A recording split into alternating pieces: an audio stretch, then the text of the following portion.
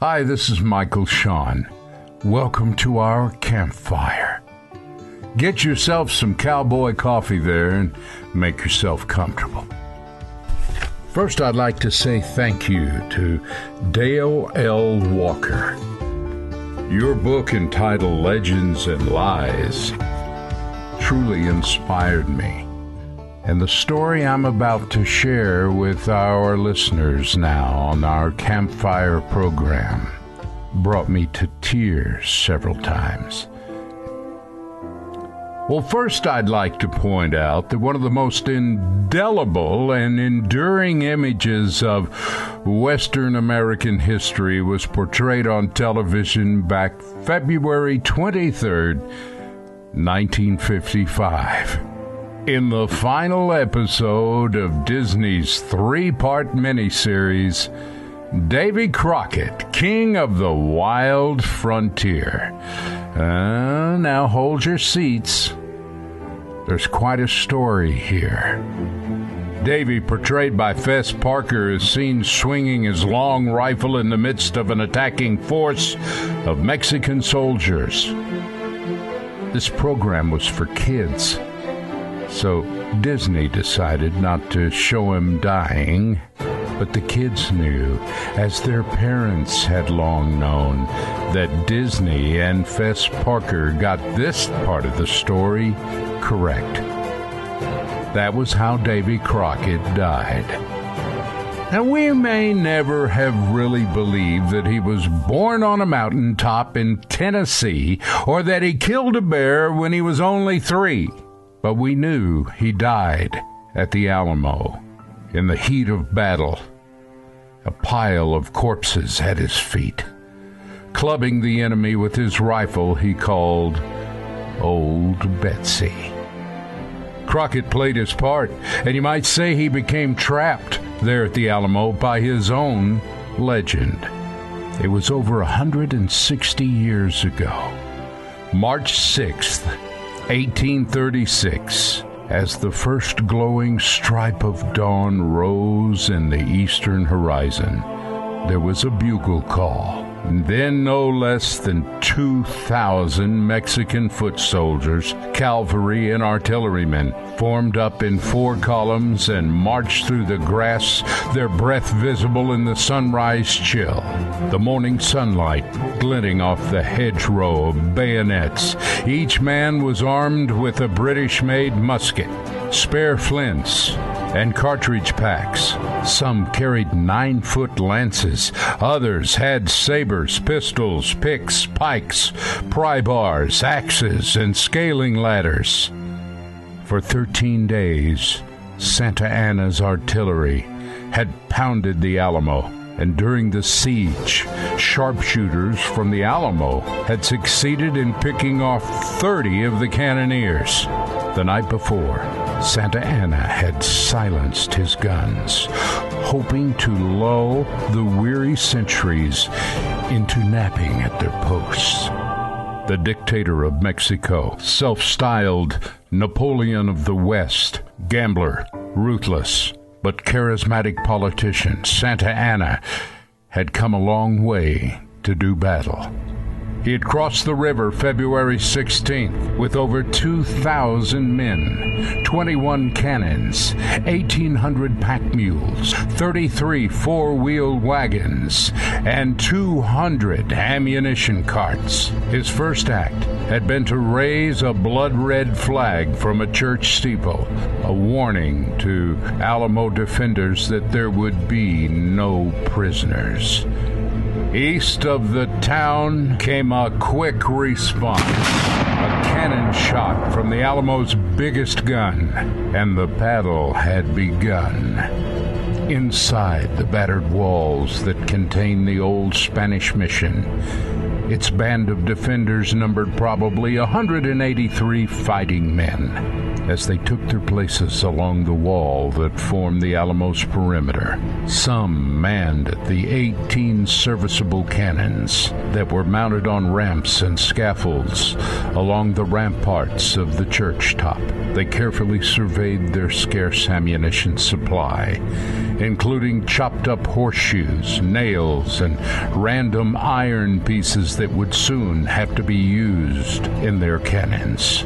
Others checked their muskets and pistol loads, shot pouches, and powder horns, while they took their stations and waited. On the north wall, his double-barrel shotgun propped beside him as he watched the advancing enemy through the glasses, stood the commander of the Alamo's defenders, Lieutenant William Barrett Travis of the Texican Cavalry, a fiery, red-haired, 27-year-old South Carolina lawyer. Defending a portion of the south wall with his dozen Tennessean mounted volunteers stood Davy Crockett, 49 years of age, a graying, legendary marksman, bear hunter, backwoods orator, humorist, and three-term United States congressman. He had come to San Antonio on February 8th, dressed in old buckskins, his fiddle and his long rifle among his sparse possessions, and leading the men he had collected on his long ride from Nacogdoches. As soon as he had heard about Santa Anna crossing the river, he and his men reported to Travis for duty in the Alamo defenses.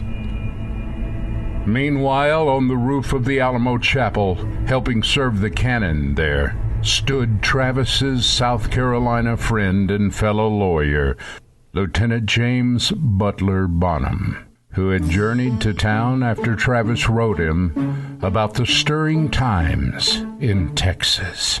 As a courier, he had made a dangerous ride out of the besieged mission compound since arriving there, about the same time as Bowie, speaking of which in his room in a low barracks on the southeast wall near where Crockett and his Tennesseans were stationed, 40-year-old Colonel James Bowie lay sick on a cot. He had a persistent fever and painful cough, perhaps pneumonia, perhaps tuberculosis. A Kentuckian, Bowie had a spotty history at best. He sold contraband in Louisiana and worthless land titles in Arkansas. He had drifted to Texas in 1828, where he married into a prominent family in San Antonio. Shortly afterward, though, his wife died of cholera, a tragedy that lorded over him like an angry storm cloud. He had ridden into San Antonio with 30 men on January 19th, on orders from Sam Houston to assist in evacuating the place. Sam Houston had wanted to fight Santa Anna on a hit-and-run war style in which the Texans would move rapidly over familiar terrain and force the Mexicans to extend themselves far from their supply lines.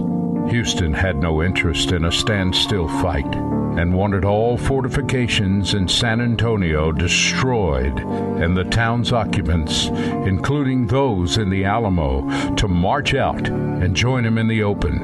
On February 24th, Travis scribbled a message to the people of Texas and all Americans in the world. He sent 30-year-old Captain Albert Martin, a good horseman who knew the roads, to carry it through the enemy lines. Martin was to deliver the appeal to the town of Gonzales, 70 miles away, and to have couriers take copies to Goliad, San Felipe, and Washington on the Brazos, then Nacogdoches, south to the Gulf, and on to New Orleans, and other places near and far. Travis's letter said, I am besieged by 1,000 or more of the Mexicans under Santa Anna. I have sustained a continual bombardment for 24 hours and have not lost a man. The enemy has demanded a surrender at discretion. Otherwise, the garrison is due to be put to the sword if the fort is taken.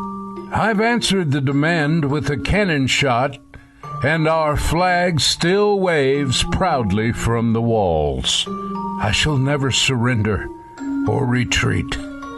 then I call on you in the name of liberty, of patriotism, and everything dear to the American character, to come to our aid with all dispatch. The enemy is receiving reinforcements daily and will no doubt increase to 3,000 or 4,000 in 4 or 5 days. If this call is neglected, I am determined to sustain myself as long as possible and die like a soldier who never forgets what is due his own honor and that of his country. Then, underlined 3 times, he closed by writing, "Victory or death." On March 5th, Travis called the garrison together and announced that he believed that there would be no reinforcements. Meanwhile, Crockett told Suzanne Dickerson, wife of the artillery captain, "I think we had better march out, die out in the open air. I don't like being hemmed up." But hemmed up they were that frosty morning of March 6th, 1836, at the Alamo. About 183 fighting men facing at least 10 times their number of advancing enemy. The storming of the Alamo was not so much a battle as a melee and a slaughter. The Mexican columns struck the 4 walls more or less simultaneously. The Texan cannons cut bloody swaths through the enemy columns until the guns could not be depressed enough to have effect. The attackers managed to prop their ladders against the scaling walls, but were repelled time and time again in hand-to-hand combat with sword, shotgun, pistol, and close-range musket fire that created a dense clot of dead and wounded at the foot of the wall, bodies trampled over by the oncoming waves of Santa Anna's troops.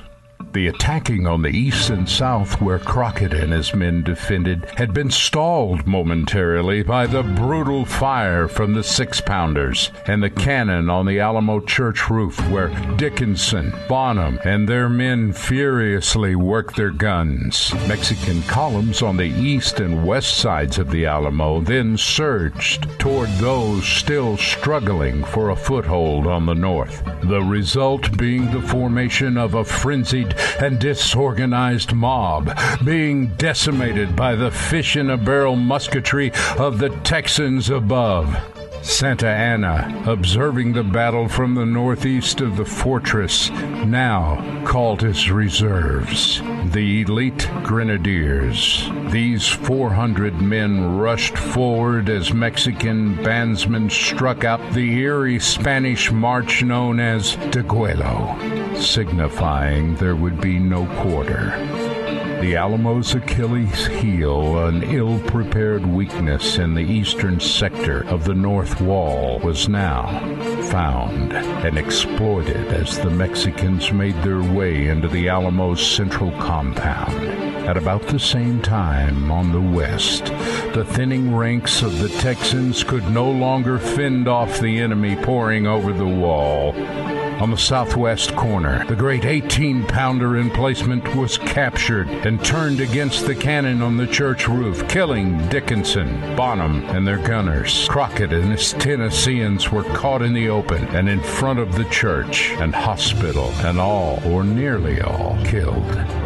As the Mexicans captured the church, Robert Evans, the Alamo's big good humor, Irish-born master ordnance officer, though wounded, grabbed a torch and made his way to blow up the powder magazine on the north side of the building. But he fell from musket fire within feet of his objective. Santa Anna's troops, by now overrunning the entire fortress, broke into the hospital and killed 40 men there, entered each room of the barracks and shot all inside, until they found the pale, fevered Jim Bowie in his cot. As Bowie rose to defend himself with 2 loaded pistols that had been given him by Davy Crockett, he was bayoneted to death. His sister-in-law, who was one of the Alamo's survivors, said the Mexican soldiers tossed his body on their bayonets until their uniforms were soaked with his blood. By 6:30, the fight was over. Davy Crockett had managed to survive with about half a dozen others. They were brought before the commanding general. He was quite frustrated that these men had been spared even momentarily and ordered them executed on the spot. The Mexican dead and wounded numbered about 600. Santa Anna ordered the bodies of all the Texans burned. For Santa Anna, the victory would be short-lived and bitter. On March 27th, he ordered the massacre of over 340 Texas prisoners at Goliad, including Colonel James Fannin, who had failed in his efforts to lead a relief force to the Alamo. But under the rallying cries of "Remember the Alamo" and "Remember Goliad," Sam Houston's force of 800 men met the Alamo victor and his 3,000-man army at San Jacinto on April 21st, 46 days after the fall of the Alamo. In an 18-minute battle, Houston, who lost 2 men with 23 Texans wounded, routed the Mexicans, killing 630 and taking 730 prisoners. Included among the captives was Santa Anna, who, fearing execution, signed an order for all Mexican troops to retreat south of the Rio Grande. He was released from custody in November, and after a year's absence, he returned to Mexico, where he retired temporarily to his hacienda in Veracruz. There he wrote, "It was but a small affair, this Alamo, but Texans tend to think it was a bit larger." In 1936, the state of Texas unveiled at the Alamo a monument depicting Travis, Crockett, Bowie, and Bonham, and listing all of the Texans who fell there. The inscription on the great sculpture summed up the meaning of the place and the battle. They chose never to surrender or retreat. These brave hearts, with flags still proudly waving, perished in the flames of immortality, that their high sacrifice might lead to the founding of Texas. I'm Michael Shawn. Thanks for being at our campfire. Adios, my friends.